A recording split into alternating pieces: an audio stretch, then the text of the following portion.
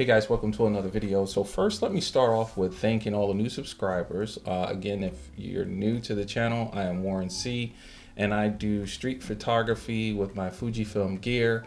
I'll also do just general photography, and I'll kind of walk you through my experience through my videos, and I'll give comment and comparison on the gear that I use, as well as the things that I attempt to do while I'm out doing my photography. So the previous videos, as you saw, I've been out in Florida on vacation and took a lot of gear with me and to get a lot of content. And one of the things I did was wanted to really check and kind of give my kind of 5-month review of the 18-120 power zoom lens for the Fuji system. So here it is right here. And I have a Cinebloom on here, 10%, that I use when I'm doing any type of video work, and then I will take that off when I'm doing images. And wanted to basically go through how it's been since I've had this lens. So as you guys are very much aware, when I first got the lens, the biggest thing that I had a concern with was the use of the different settings on the lens, or I should say the makeup of the lens, as far as the focus ring and then the aperture ring along with the power zoom, and then it's just they're all together real tightly, as you can see here. So that I knew that was going to be a little bit of a learning curve. And then you had the buttons here, as you guys are aware of, and I knew that was going to be also something I'll have to get used to. And over time, I can honestly say I've gotten better at it. I still need some time to practice with it and get better results with it. But on this trip, as you'll see from the video that I took, I just recently did a video comparing the 100 to 400 millimeter along with the 150 to 600 millimeter. And I filmed all of those segments with the XH2 along with the 18 and 120 power zoom, along with the Bluetooth tripod attached to it to operate the power zoom. So in all, the experience using that lens, and I'll throw some snippets of the video up as I talk through this, was really good. Handling of the Bluetooth tripod with the setup was nice. Had it been on the XS10, which I'm filming on right now, it would have been a little lighter because I have a smaller camera, and generally that's my travel camera. But again, driving down to Florida, I was able to take gear that I normally wouldn't take on travel to play with. And as I walked around this little trail, I got a lot of good user experience, if you will, with this combo and with the lens. I was more operating the lens in a vlogging setup, not really trying to do cinematic videos, but I did use the power zoom features on the Bluetooth tripod, as you see in the last video, and I got really good results on it. It definitely is something I would want to do in the future and continue to grow my experience with using this lens. 5 months with this lens, and I can honestly say that this is one of those that you will definitely need to shoot and play with to get the full experience around using it. It is not a first time buy lens, I think, only because you got a lot of muscle memory you're going to have to get going, and you're going to have to use it a lot. One of the biggest things folks complain about with this lens, at least at the onstart, was the image quality. I'll blast a couple of images past right now of me walking around this park, and you can see that as I've done in previous videos where I shot a model shoot, the image quality coming out of this lens is great. Yes, it is an f4. Yes, it can. People think it could be softer, but I think in a lot of cases it's just a matter of just making sure you're at the right f-stop, and you can get some pretty good images, if not great images, out of here. I've actually got images out of here for models that they've loved. So I'm not upset about the image quality personally. Again, it's one of those things where I do know it is a video lens first, and then it is a stills lens second.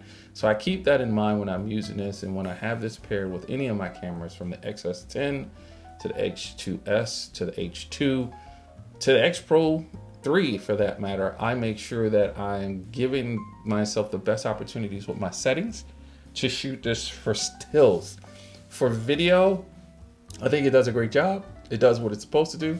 I got a lot of good video experience with it so far. The biggest, again, hiccup I have to say is for me is the getting used to where that the different rings, focus, power zoom and zoom and so forth that's on this lens.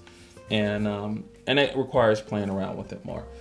For travel, it is definitely, to me, in my opinion, a good travel lens because it'll give you both worlds. Is again, as long as you make sure you set it up correctly for stills to get the best stills images you can get.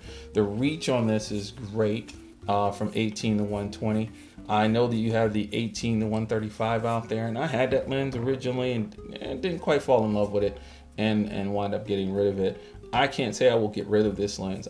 This lens is definitely a keeper for me, and it's staying in the lineup for sure. And it is definitely staying in my travel lineup because it gives me the option to power zoom and get some cinematic video while using it, as I tried to do when I took it out for street photography a couple months back in downtown Detroit. One of the things people will tend to gravitate toward when looking at the power zoom is, why not get the 18 to 55 kit lens? It's smaller, as you can see, and it has an f2.8 at its widest, and when it's fully zoomed out is at f4. It's going to give you more light, definitely. It is more compact and easier to travel with, so it does, in that sense, looks like a more appetizing feature, or appetizing lens, I should say, to use, other than the power zoom. Now the power zoom one, it has the power zoom feature. It will also have parfocal, so you won't lose focus or get the blurring as you would do with this as you zoom in. But we do have the issue that people have reported with the ISO stepping as it zooms in and out. I have not seen that much, so if in the videos you see it, definitely let me know. But it is something that does or can happen with this lens. You're definitely going to get that with this lens because this lens isn't made for video, and that's the other plus for this lens. But again, when it comes to size, folks may gravitate toward this one because of its more compact size when it comes to travel. Images in this are going to be better in my opinion because, one, you can get a wider aperture and get more light in. It can go later into more of the early evening or even in the evening and get some shots as well. So there are some pluses, and this lens does have Ibis in it as well, where this lens does not have Ibis in it. So again, it's a hard fight between the two, but I do like this lens and I do plan on keeping it. So lessons learned, if I was to be asked by Fuji what I would do on an improvement on this lens, if they ever did go that far and do a Mark II, it would be to make this manual focus ring, or not focus, but a manual focal length adjuster, smaller, so that you can give more space to the power zoom one, and so that you can also utilize the buttons, I should say, I'm pointing to the buttons, at a better spacing. The buttons where they are now, I think, are too close to the where the lens attaches to the camera and can get lost when trying to fill for them. So this, again, camera lens is going to require some definite time to play with it, get used to it, and be able to utilize it to its fullest feature as a video lens.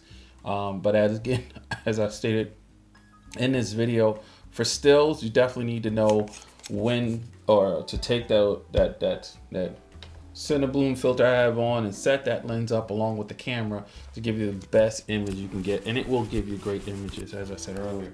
So there you go, guys. Comment, like, subscribe. Let me know what you think about this lens. I know it's a pretty discussion starter, we'll say, for a lot of folks, as far as whether they like it or not, how they feel about it when it comes to stills and so forth. And I think with every piece of equipment you have, you kind of got to have time with it to learn it. For others, yeah, there may be duds right out the box, and you do what you need to do.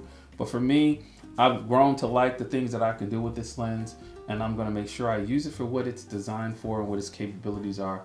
And you're only going to get to that as you get out and shoot and use your gear. So have a great week, guys, and I'll see you in the next video.